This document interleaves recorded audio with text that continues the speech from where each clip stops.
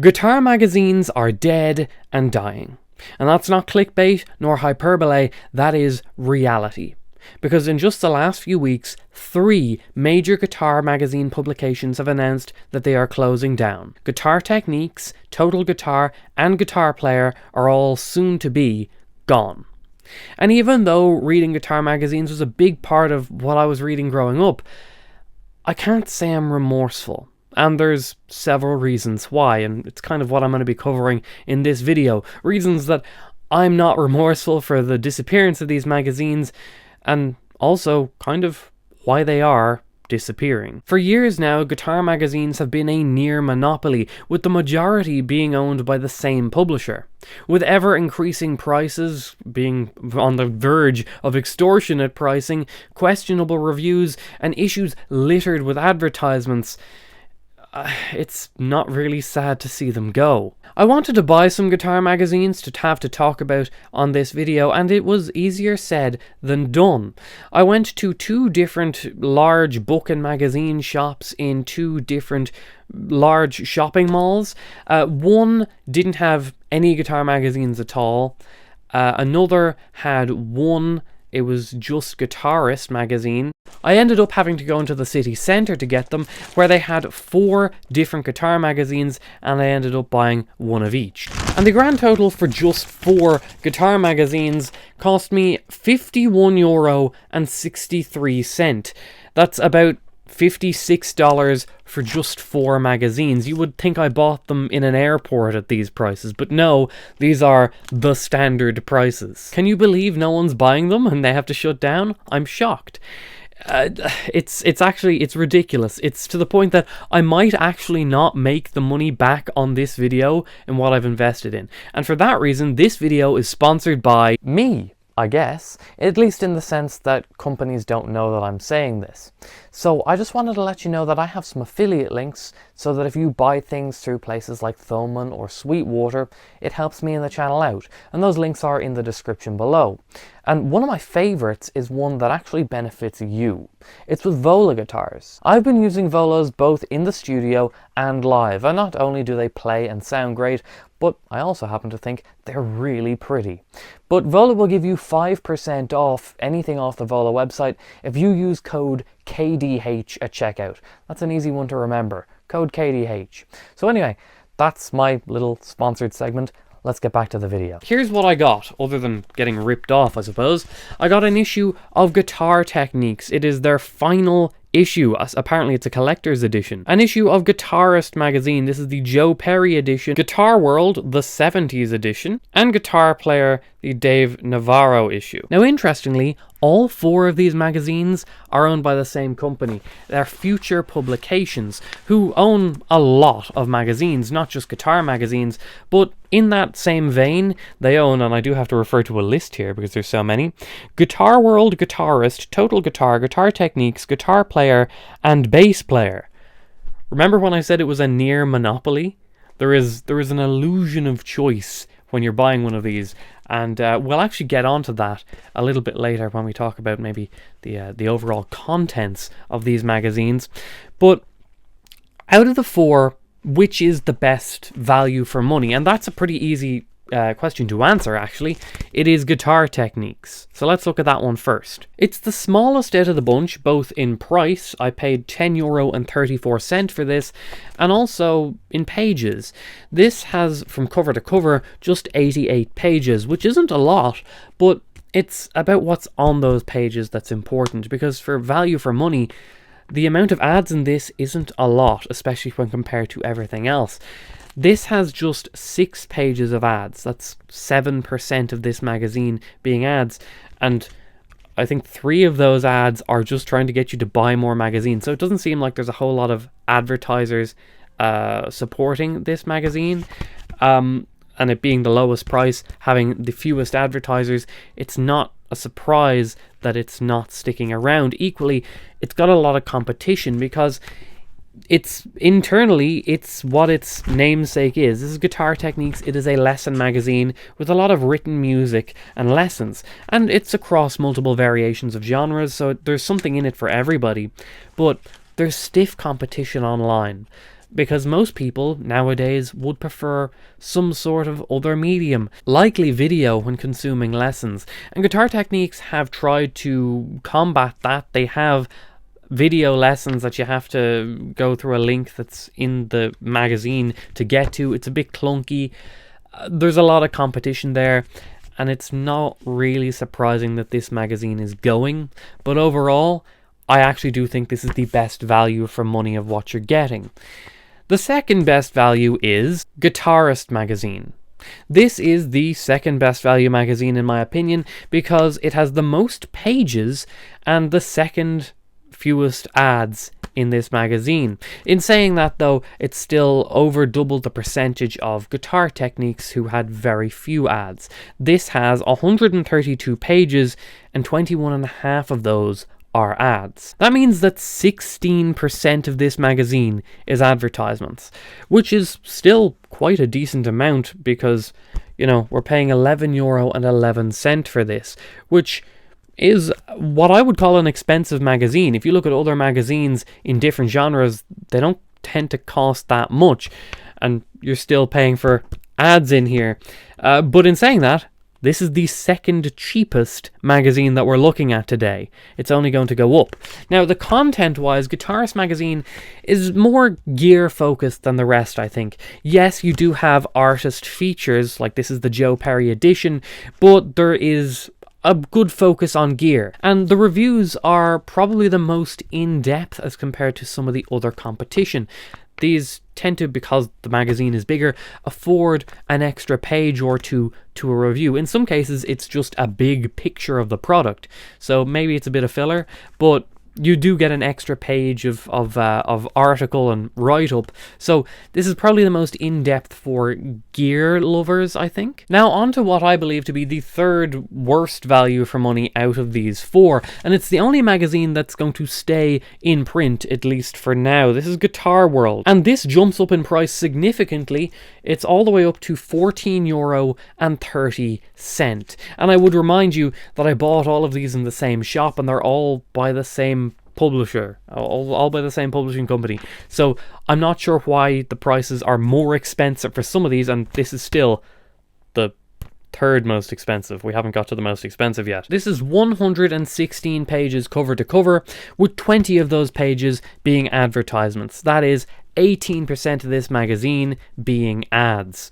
And that also means, I worked this out, I have paid just for the ads €2.57 out of this magazine. I paid for ads.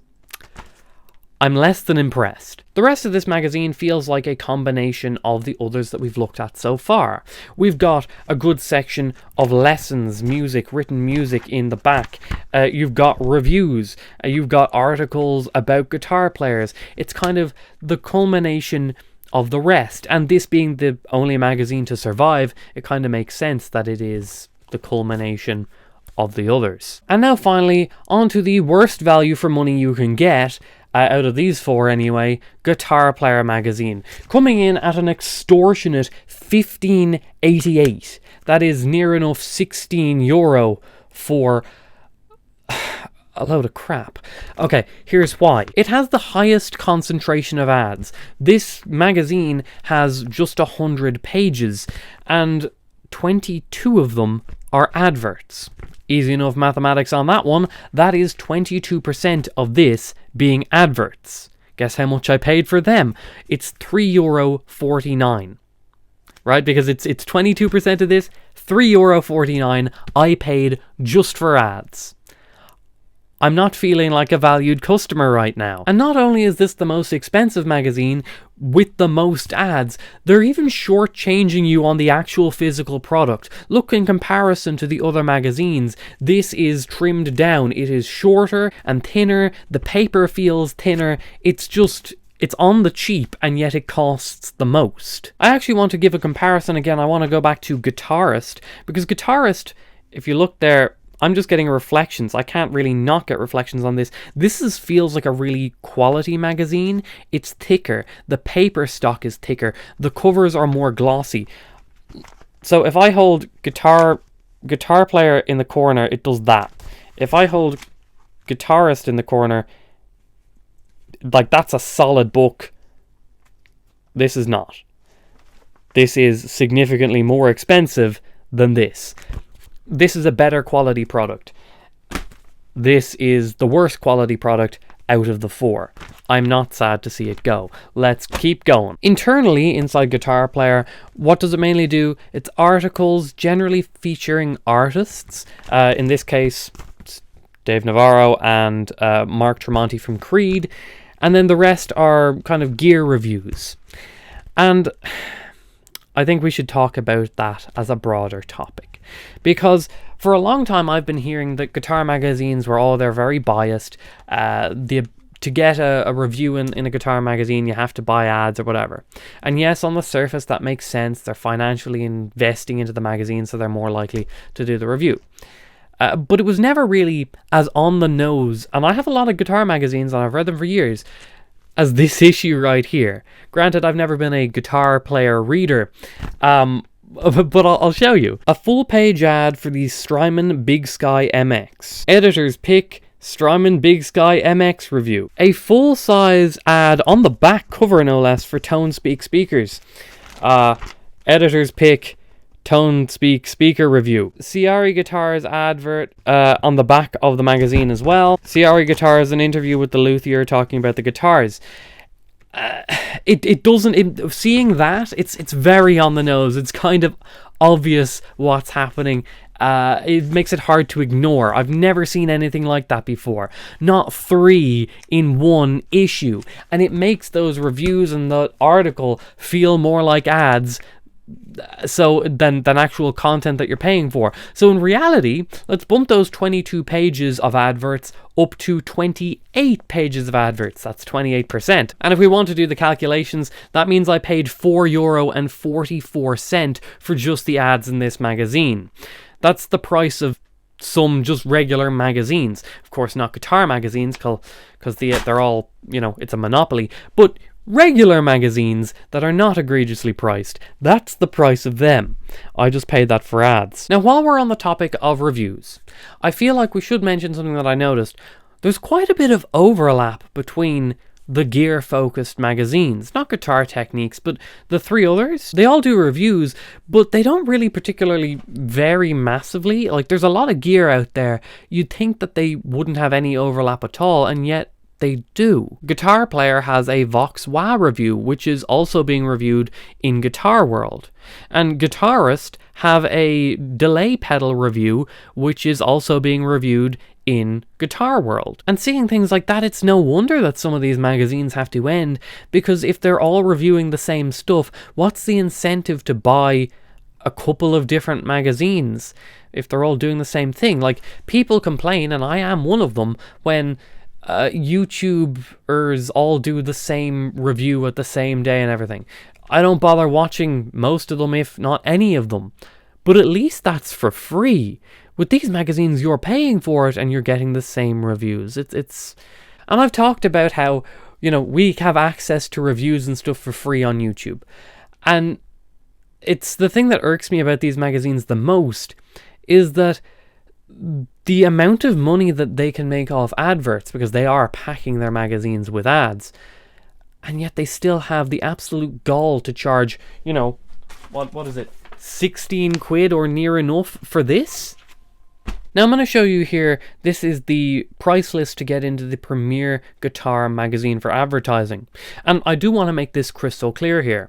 I am in no way criticizing Premier Guitar in this video. I've been very critical of other magazines, but I'm not criticizing Premier Guitar for a couple of simple reasons, but the main one is that it seems like they want to make their magazine accessible. For one, their magazine is digitally available for free. You don't have to pay anything, and there's a lot of ads in this magazine, and we'll talk about that, but it is free of charge for the digital version. All of these charge for access to their digital version. And if we're talking about their print issues, you can subscribe to it for $25 a year if you're in the US, because this is a US company.